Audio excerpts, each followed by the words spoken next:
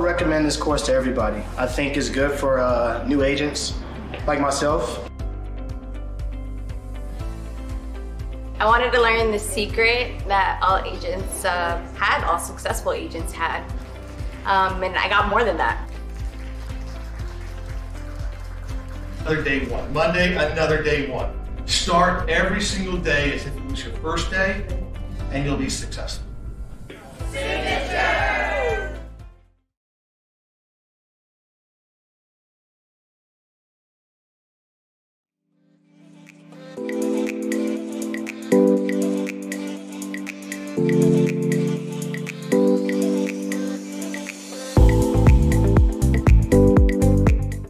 Hey there, Signature Real Estate Group, Chris Bishop here, and welcome to another virtual Signature sales meeting. We've got a great meeting planned for you today with so many things going on. We're going to hear a market update in just a second from Shelly. We're going to hear a market update from me, and then we have a special guest to talk to us about the title and escrow market. So as usual, let's flip it over to Shelly for a mortgage moment update.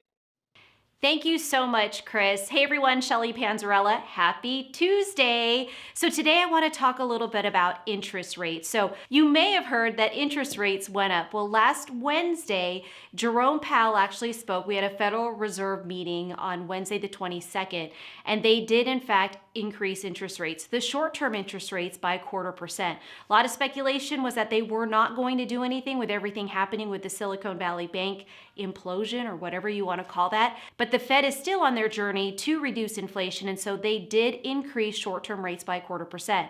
What that means to us is our short-term rates, like your student loans, your car loans, maybe even your personal banking loans, all of those interest rates went up. Good news also would be that your savings rates may have gone up as well. For mortgage rates, we did actually see a little bit of a decrease the following day. However, over the course of the last few days, it has been very unstable just because of the emotional factors that are happening right now with some of the banking things that are happening. But overall, as you'll see on this slide, projections long term towards the end of this year is that rates will decrease. And if you can think about what happened in January, we opened up the year with a little bit lower in interest rates, and it did spur some buying activity. We probably in February saw some of the most pre-quals on our side from a lending side. And so if you can imagine rates actually going down come end of Q3 or end of the year, what that's going to look like with respect to your clients, be on the lookout, make sure that you're talking to them, communicating with them about that time frame, taking advantage of the inventory we have today, but also preparing for that time frame if they're not yet ready for that by getting themselves pre-qualified.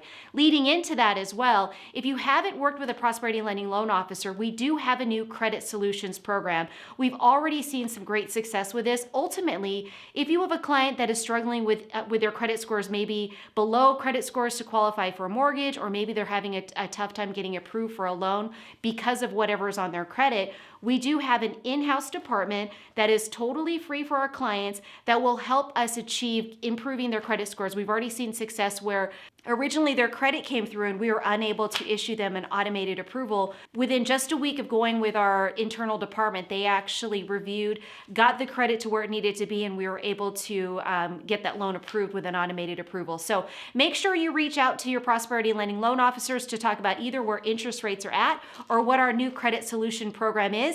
And with that, have an amazing week. Back to you, Chris. Hey, Signature Real Estate Group, thank you, Shelly, for that market update. We appreciate you and all that your team does to support Signature. I get to share with you guys today a little bit of an update on what's going on with the Las Vegas real estate market. I want to remind everybody, but I don't think many people are utilizing it.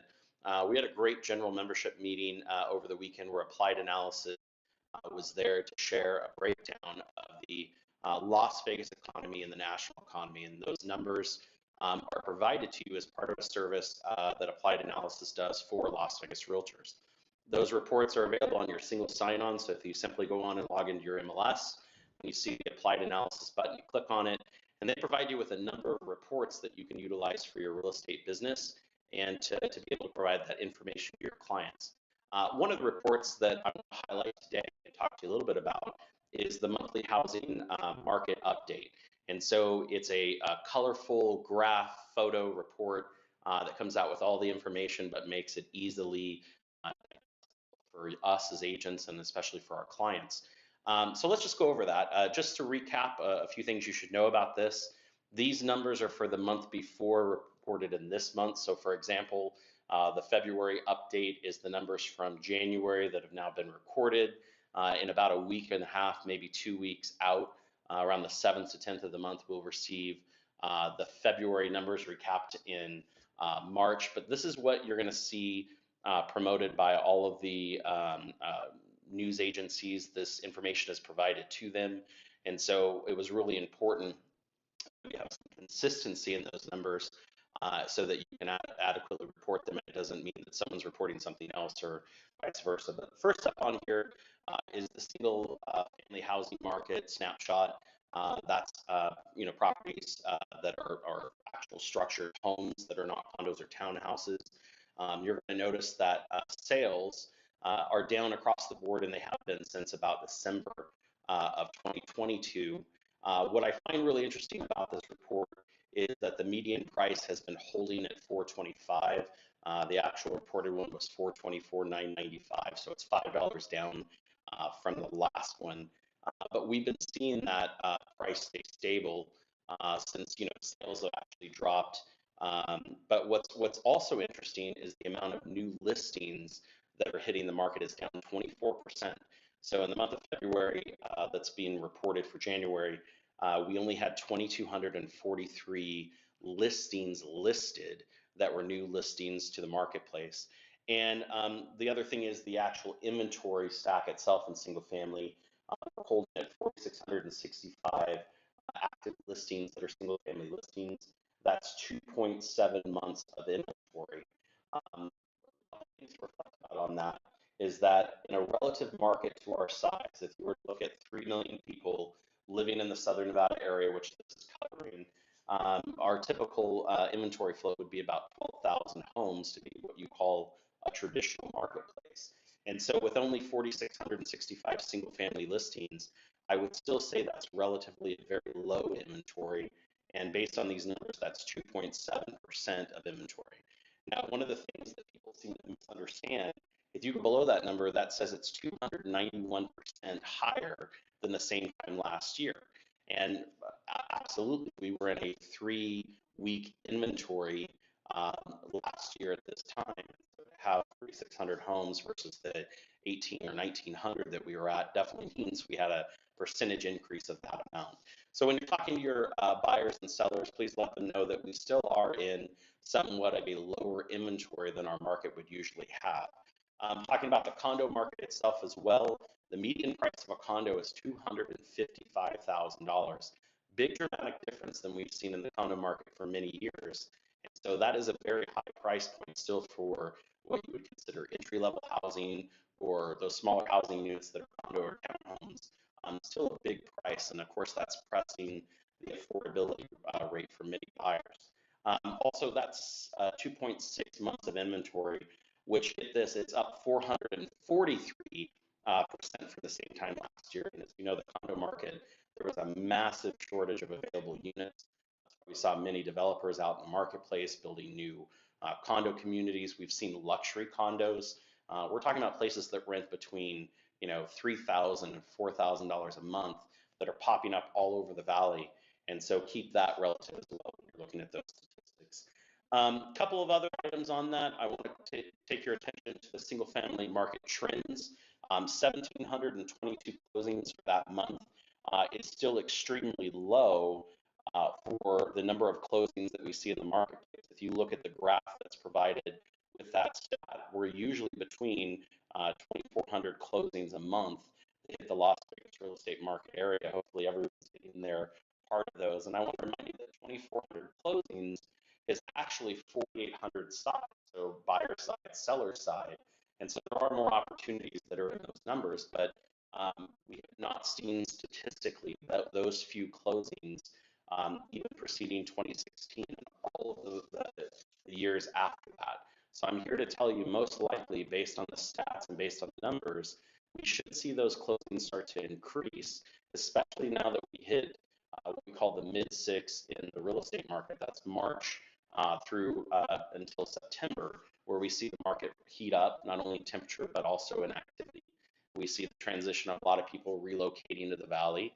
And if you were there at the general membership meeting, you heard Applied Analysis tell us that we're still seeing 6,000 to 7,000 people a month relinquishing their driver's license from out of state, meaning they've moved from California primarily or back east to Southern Nevada. So we should see those closings continue kind of pick up.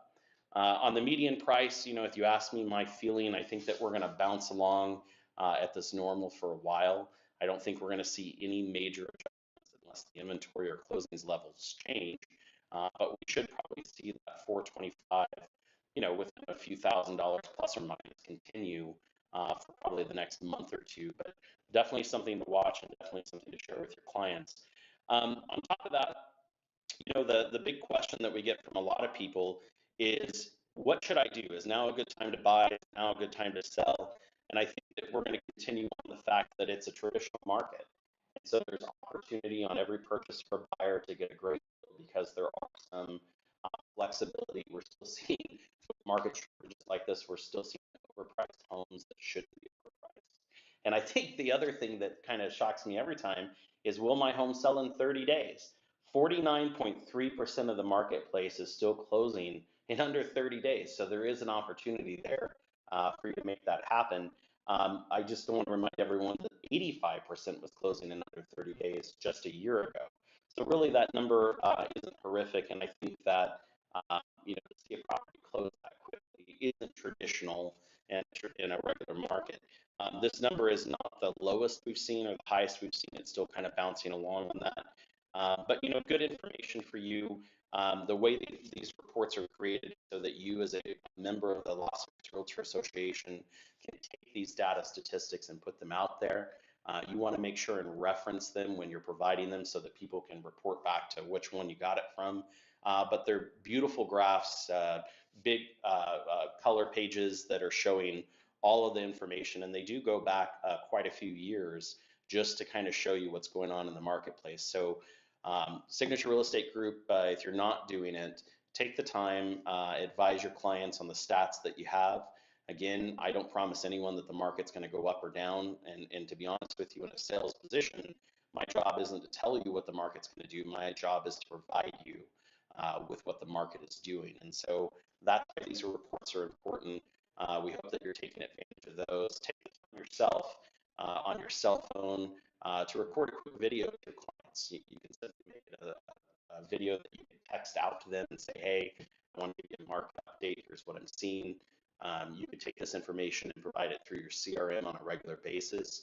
And again, these reports are provided to you every single month by Las Vegas Realtors right there in your single sign-on. One other item on that, a lot of times if I'm at a presentation, my client will ask me more statistic questions, especially if you have someone who has a very specific mindset on what they want to see.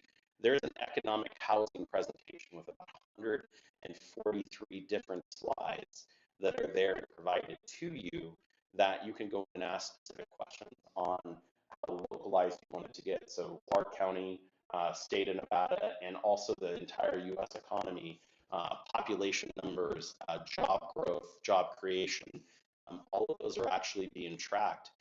And because of the relationship with Applied Analysis, we also provide numbers on new home statistics so that you can be able to provide those as well.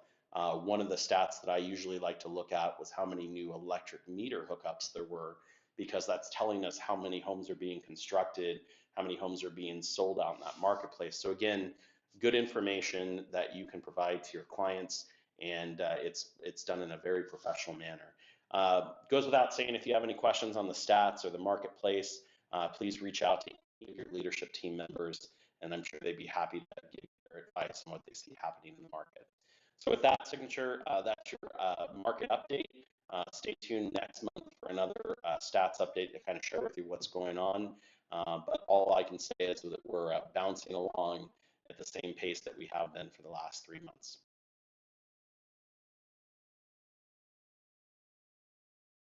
Hello, Signature Real Estate Group, and welcome back to our sales meeting. We have a very special guest with you. We have Ryan Pulliam with Tagore Title. He is I want to say the vice president of awesomeness, but he's the assistant sales manager. Ryan, welcome to Signature Sales Meeting. Chris, thank you so much. It's great to be here, and I'm really excited to speak to your guys' group this morning.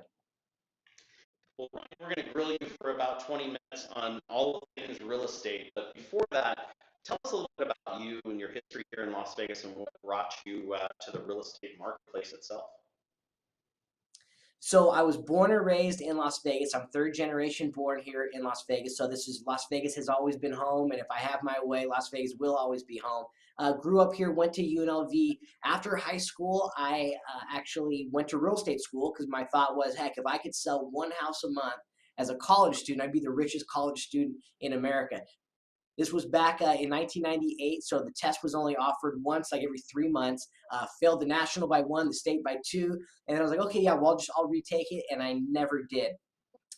My grandfather actually owned a title company here in the 60s, 70s, and the 80s. And so that's how I kind of got thrown into it. I was pledging the Sigma Chi fraternity, coming home from kind of hanging out a little bit too much, having too much fun in college. And then my dad said, go call somebody down at the title company. They have a job for you. So I went in, started out in the title plant, spent a year in customer service. Then they put me on the sales force at 20 years old. How awesome. It's always good to meet another Las Vegas native. We're so rare and hardly found, but it's great to have you here. And Ryan, tell us a little bit about Tagore Title. They're new to Signature Real Estate Group, but not new to the Las Vegas market. Tell us what we should know about the company and why you chose to work there. So Tagore Title is part of the Fidelity National Financial family of companies. So we're the largest, most financially secure title company in the nation. You may have recognized some other brands here in the Valley as well, Chicago, Lawyers, Fidelity, and then obviously the Cadillac brand of the family is Tagore Title. Tagore Title has a rich history in the Las Vegas market. It kind of came on board in the early 2000s, but the history for Tagore Title goes back many, many, many years. I chose to come back to Tagore Title. I was at a sister company prior to.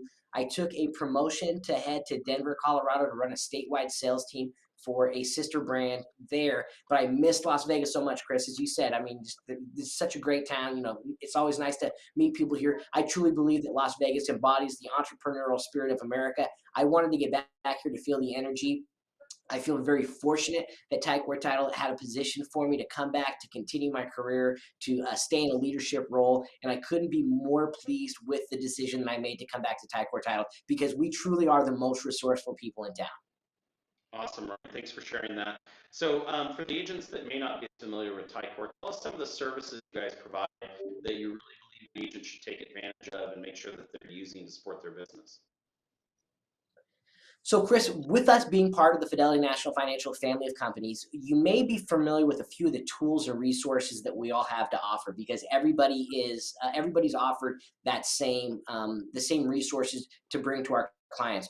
Where we differ is we understand that our firm is the largest business-to-business connector in the real estate space. So we have these tools and these resources, but what we like to do, call our counterparts in different markets, say in Southern California, in Phoenix, in maybe in Denver, and find out how agents there are best utilizing these tools. So we understand that if we can bring you an amazing product or service and also bring a best-in-class use and results-oriented solutions in order to use those, that kind of sets us apart from our sister brands here. So we truly pride ourselves into just creating situational awareness to increase the agent's situational awareness that we work with, because we believe that market awareness gains you credibility. If you know what's going on with the market, everybody's going to say, okay, Chris obviously knows what's going on. He understands what the real estate market does. But if we can increase situational awareness, meaning what is specific to that individual client that will help them better fulfill their real estate goals, that's going to get you more escrow. So kind of macro, situational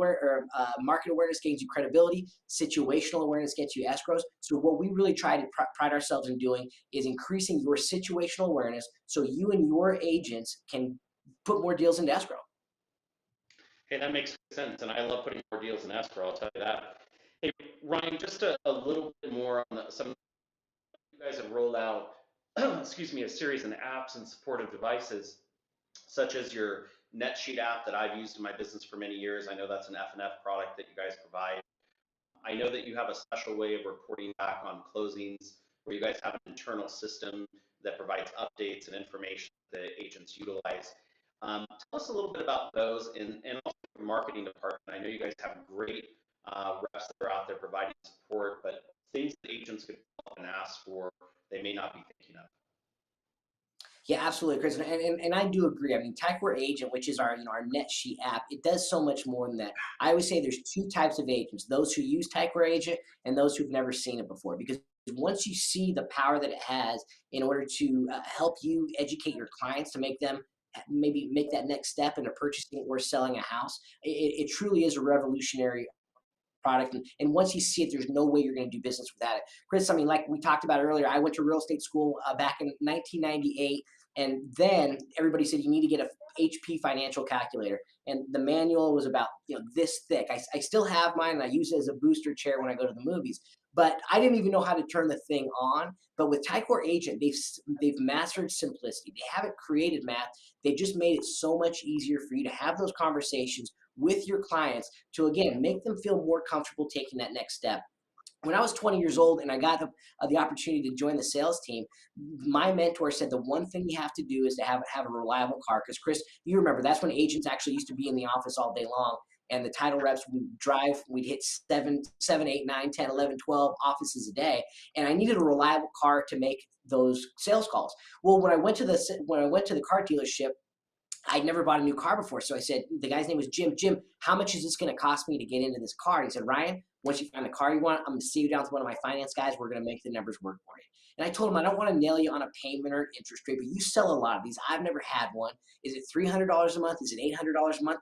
About how much is this going to cost me? Ryan, once you find the car you want, I'm going to sit down with one of my finance guys. We're going to make the numbers work for you. So he didn't understand that he wasn't answering the question that I wanted to know, that I was asking.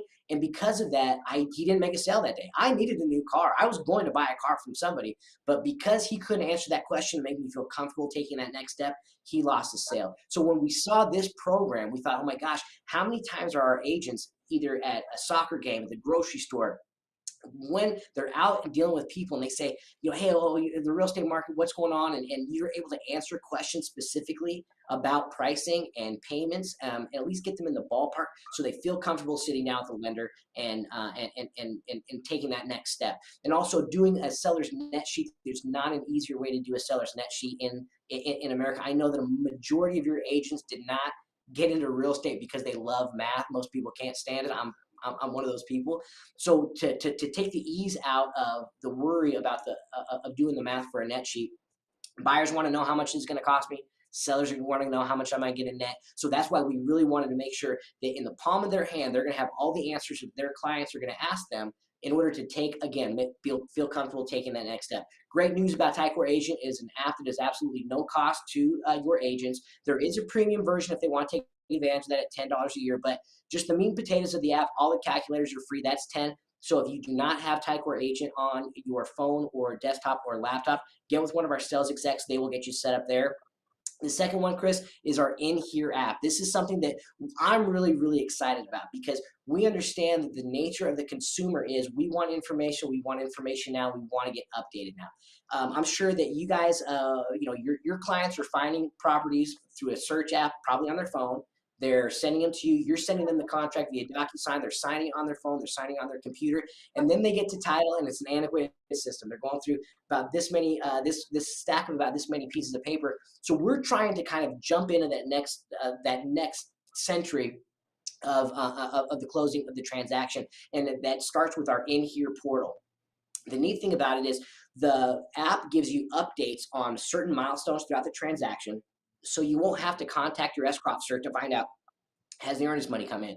Did we open up escrow? What's going off the prelim? Did we record? All those things that just take you guys out of your normal flow of the day, we're going to make sure that you're being proactive and being made aware of it.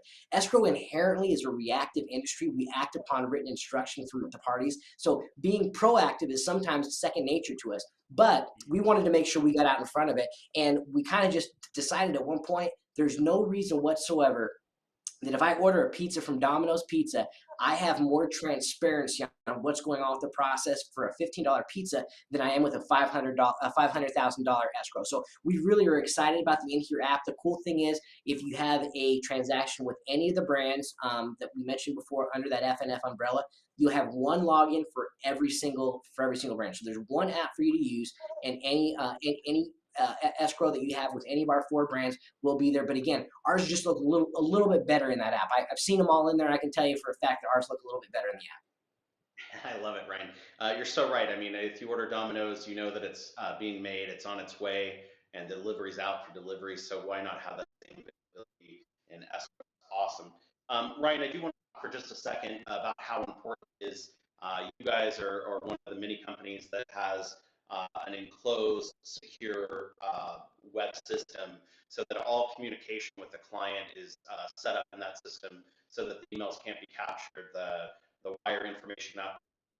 Reiterate to our agents here at Signature again that it's imperative that if any information banking wise, that communication be between the client and the escrow officer, so that your email isn't taken and someone rewrite the wire instructions to have it wire to some offsite place that takes that money. Scams are real and happening. You guys have taken millions of dollars in steps and milestones and major policies just to make sure that doesn't happen. Talk about that for a minute. No, absolutely. I think it's a great point, because it's still one of the biggest issues in our industry. We get every single month, we get what we call a business email compromise report, and that report comes out and it tells us every attempt at a business email compromise, an attempt at a wire diversion that we have all throughout the nation on all of our companies. And it's amazing. And those are just the ones that are reported, but it's still amazing how many times, one, that the attempts are made, and two, how many times people fall for it. And what they do, the villains will try to create this sense of urgency, saying, oh, our bank is down, you just send it to this bank instead. But it's imperative for all of us to be speaking on with one accord, just to say, hey, listen, nobody will ever ask you for wire instructions. We're not going to change our wire instructions throughout the transaction, and if anything does happen like that, to let us know. When they first kind of started happening, you'd be able to really tell how the syntax of the sentence, the grammar, the punctuation, you could tell this was a little bit suspect. They got so much better in creating these emails, and now with artificial intelligence like Chat GPT, with this AI, the computer learning on it, they can type something out and it looks brilliant, that somebody would have, that with years of experience like yourself, Chris, is going to be in the industry. They copy and they paste that into an email, and it's going to be tougher and tougher for us to identify just on a face value what are fraudulent emails and what are not. But we do have, like you said, that secure portal, so we hope that it's never on our end, but we do know that the attempt still happens, so we all have to be vigilant about it. For sure. So let's talk about the marketplace, Ryan. So we just did an update on this meeting with our agents, talking about what's going on in the real estate market, what the prices are doing, what sales are doing. From a title and escrow perspective, what do you see happening? I mean, are openings up? Are sales happening again? Are things progressing? Are you seeing a slowdown? What's your take on what's happening? Well, Chris, we saw kind of at the beginning of the year, going back, November was really our lowest point in open order wise. I mean, November of 2022 was definitely our nadir in openings per day and how many files we open. We track really 2 metrics: openings per day and closings per day. You obviously want your openings per day to be more than your closings per day, because you're burning through your inventory if not. And November was the first month that that was inverted. We had more closings than we did openings. So that means that December and January, our closings were way down. And we saw that kind of industry wide. I mean, it slowed down so much. Well, we were very fortunate to have, we handle a couple builders. We had a Richmond American, Shea Homes, a couple Woodside Tracks, and there's one other one that escapes me right now. But since we handled some builders were able to kind of provide incentives a little bit sooner than your normal everyday seller. So we saw a lot of builder business being opened up at again, has a longer incubation period for the close of escrow, so we weren't able to really see that. And then we saw what everybody else did. Once rates kind of dropped in January, February, there was a frenzy. We had a huge increase in open orders. We ended up being February, we were about 31 a day, and that was up big from where we had been, especially in November. I think we were at 19 orders a day. So a big jump. And then as interest rates ticked up again, a little bit of a pullback. So we didn't really know if this, when we actually hit the bottom, were we going to find a trampoline and then shoot right back up? Or was this going to be more so of a dead cat bounce? If you drop even if you drop a dead cat from high enough, it's going to bounce a little bit. So it was just that last little push of that bounce. We have seen recently, though, that we've kind of stabilized. Our openings have stayed steady. Even with a little fluctuation in interest rates, obviously with the banking crisis, not crisis, but with the issues in the regional and local banks, we have seen rates come down a little bit, mortgage interest rates, and we watch mortgage apps, and those have ticked up in the last 2 weeks. So we're assuming that we're going to kind of have this stable market throughout the rest of 2023. In fact, that was our theme for 2023. It was 2023, a year of stability, because we were hoping that we weren't going to have the volatile swings up and down like we did over 2022. Yeah, great information, Ryan. And I want to remind everybody, just like the real estate agent, the escrow officer doesn't make any money unless the file closes. And so a lot of work goes in the file preparations, the implementation of that file, just like our mortgage partners as well. But you guys do a lot of work on the front end of the transaction closing. And so just like for us, when those deals are canceling out and they're not happening, it's bad for everybody. So thanks to your entire escrow officer pool and all the work that they do to make those happen. Let's talk about working with realtors and escrow officers. What suggestions do you have to our agents to make the process smoother when working with an escrow officer? What things could they be doing? What things should they be thinking of? Well, I think one thing is to build a team. I mean, you guys, we really appreciate this partnership that we've been able to forge with Signature, because I do believe that your guys' job is to put deals into escrow. Our job is to get them closed as long as everybody has gets us everything that we need in a timely manner.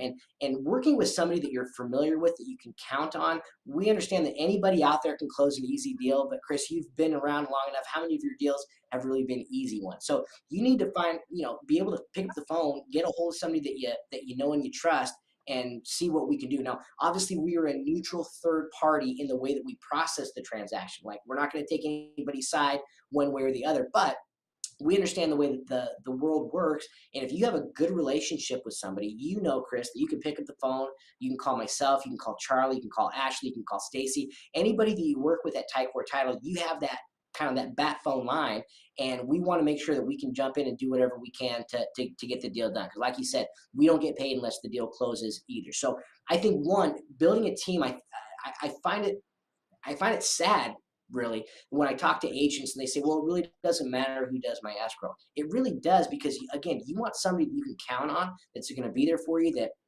can kind of think outside of the box, to find solutions when we hit a roadblock, to be able to get the deal closed. So I think, one, having that relationship, that continuity, and we know that you guys can't get all of your escrows over to us. However, if you can get the majority of them over to us, how your deal is going to be done.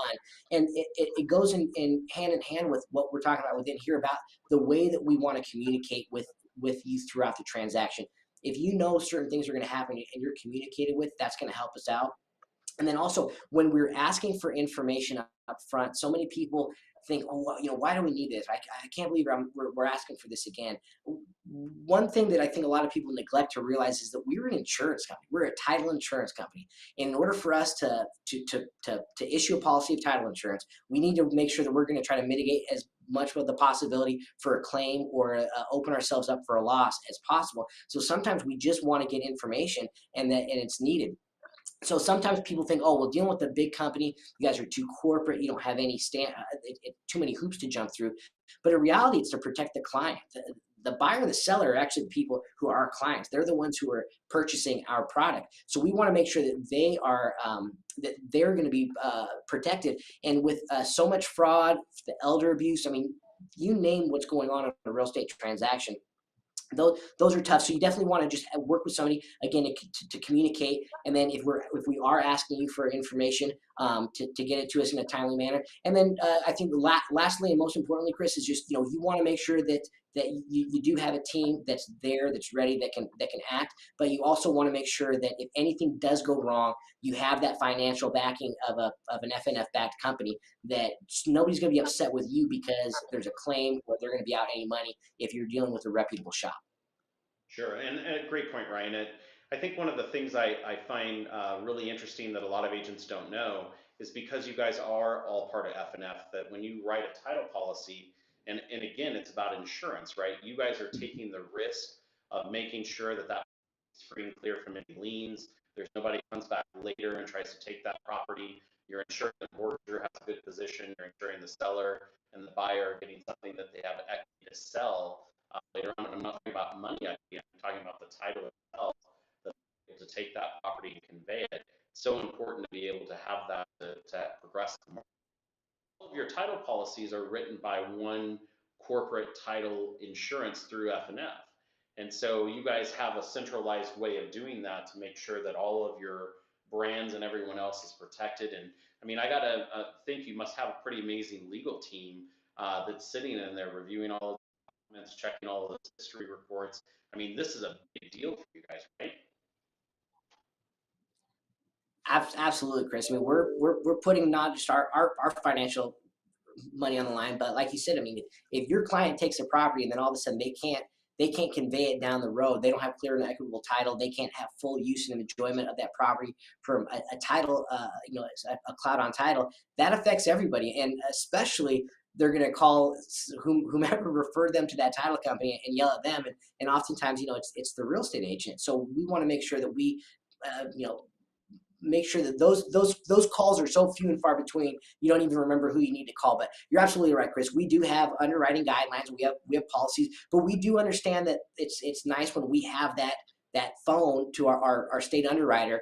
If it's somebody that we know, that somebody that we have worked with for a long time, that we can trust what they're telling us, we can kind of at least lobby as much as we can to say, okay, if there's something that we just can't write around, or something else that's going on, we do take it on a case-by-case basis if we can. And if we feel comfortable, if we can talk underwriting into feeling comfortable about moving forward, then we will go ahead and do that. But again, it's more so, it's great to protect us because we obviously need to protect our shareholders' interest, but it's more so to protect our clients, which are the buyer and the seller. So Ryan, I'm going to ask you the same question in a different way. For the agents not here at Signature that don't have the great relationship, the things that are going on, what things are you seeing how agents sometimes sabotage their closing? And what I mean by that is that I've been on the other side of a transaction where an agent, causes some issues in relationship to title and escrow, where they're causing problems than solutions. What things have you seen in the past that agents probably should be mindful of not doing to have a successful closing with an escrow officer?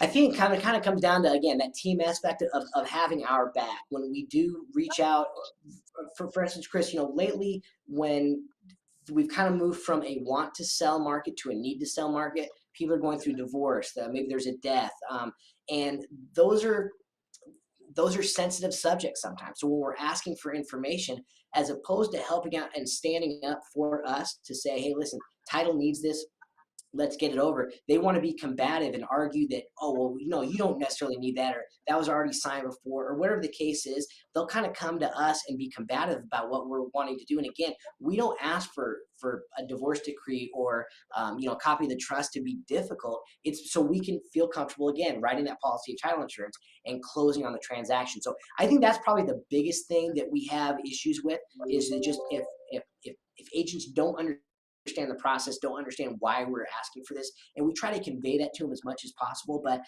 again, there's been so much elder abuse is huge right now, and that's what we're really running into when it comes to title and escrow. If we feel good about moving forward, if there's an uninsured deed, for instance, a lot of these deeds upon death or the transfer upon death, it's the worst thing that somebody could do, because there's so much more that has to go into that. Now, we can't go back to that person and say, hey, was this your true intent to actually deed this person the property upon your death, since obviously they're passed away. So when we have extra underwriting guidelines for those things, we just get so much pushback from certain agents And so I believe that that's the thing. We're not here to make your life more difficult. I promise you that. We want it to be as smooth as possible. But when we ask for something, if you can have our back, go to your client because they know and they trust you as the agent, then that makes everybody's job a lot easier.